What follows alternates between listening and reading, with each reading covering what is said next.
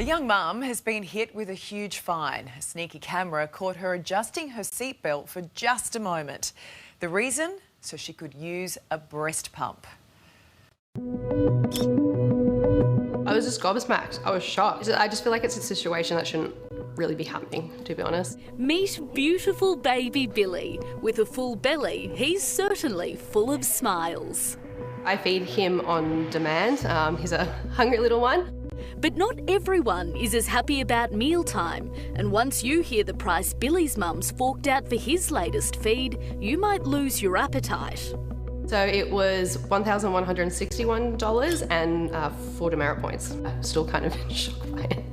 After being away from her little ones, basking in newly-wedded bliss on the Gold Coast, mum of 2, Megan Schmock, began feeling unwell on the drive home from her honeymoon. I was getting quite engorged and it was getting incredibly uncomfortable for me. It's throbbing and it's hot, it's not comfortable, and to sit in the car for it was like an hour and a half, nearly 2 hours, just, you know, waiting to get home to feed my little one, it just wasn't going to happen. With her husband behind the wheel, she was able to pump breast milk for 10-month-old Billy. But that relief wouldn't last long, with traffic cameras on the Gold Coast snapping a photo of Megan in a special bra. They have captured me taking my seatbelt off, putting it underneath my arm here, and just sliding it off, popping it under so I can unhook my breast pump. A manoeuvre that's now landed her husband a hefty infringement notice for driving with a passenger failing to wear their seatbelt correctly. What was running through your mind once you saw the picture and you realised what you were being fined for? I saw the money fine first and I was just like, what is, you know, what's happened? And then as I've unfolded the letter, I've looked and I've realised I've seen this photo first and then looked closer and be like, that's me pumping.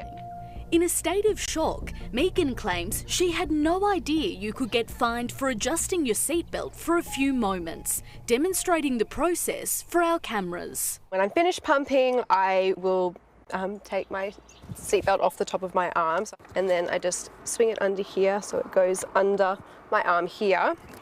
I then unzip it, bring it around, back up like that. Do you still think that what you did was unsafe?